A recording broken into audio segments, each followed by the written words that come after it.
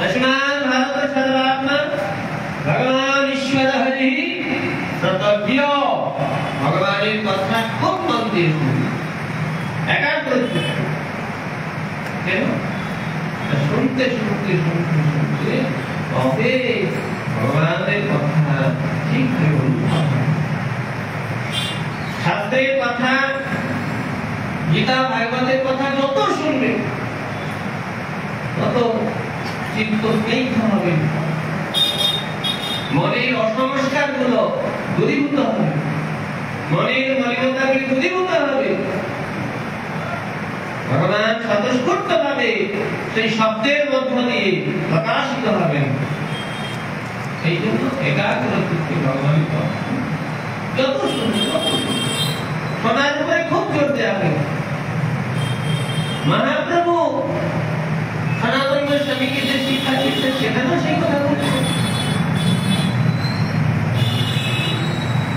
সাধু সঙ্গ নাম কীর্তন ভাগবত শ্রবণ, সে কথা মহাপ্রভু সাধু সঙ্গ করো। বর্তমানে সাধু সঙ্গটা একটা ফ্যাশনে দাঁড়িয়েছে। সাধু সঙ্গের জন্য সাধু সঙ্গ হয় না, সাধু সঙ্গ করছি এটা লোককে দেখানোটা যেন সাধু সঙ্গ হয়ে একটা কর্তব্য দাঁড়িয়েছে না। সাধু সঙ্গ আমি আত্মমঙ্গলের জন্য, সাধুর নিকট গিয়ে আত্মমঙ্গলের কথাগুলি আলোচনা করতে হবে যে আমার কিসে আত্মমঙ্গল।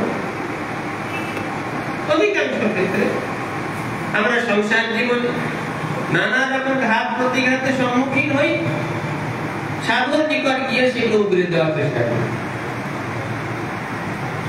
আমার সংসারে এই সংসারে এই অসম, মহারাজ এটা কি করে মিটবে, মহারাজ আমার হাতটা করতে, মহারাজ আমার সংসার ঠিকভাবে চলবে কিনা, ছেলে চাকরি হবে কিনা, মেয়ের বিয়ে হবে কিনা, ইত্যাদি ইত্যাদি। এটা আত্মমঙ্গলের কথা নয়।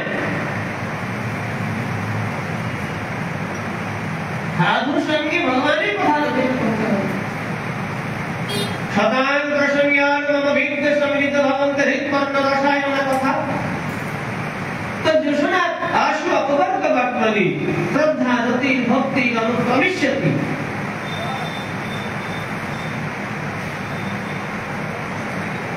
স্বয়ং গোপীর অবতারে ভগবান মাকে বলছেন, মা সাধুমুখে আমার কথাগুলো শুনবে, মহস্বরূপ যে শ্রদ্ধা রতি ভক্তি ক্রমে ক্রমে ক্রমে ক্রমে শ্রদ্ধা কিছু করতে হবে না তোমাকে, তুমি শুধু সাধুমুখে আমার কথা শুনবে।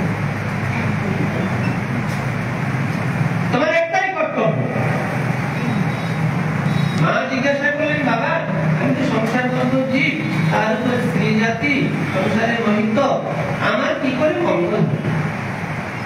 আর উপরে এই কথাটা বললেন যে সাধুমুখে আমার যে কথা এমনটা নয়, কখনো না। সাধু বেশ সুন্দর, চক্রকে দেখতে খুব সুন্দর, ভাষা ডক্টরকে লম্বা চকড়া খুব সুন্দর না, এটা কোনো সাধু লক্ষণ বলা হয়নি শাস্ত্রে। সাধু দুটি লক্ষণ, একটা হচ্ছে বাইরের লক্ষণ, একটা ভিতরের লক্ষণ। তিতিক্ষা কারণিক সুহৃদ সর্বদেহিনা পদার্থ সত্র শান্ত সাধক সম্ভূষণ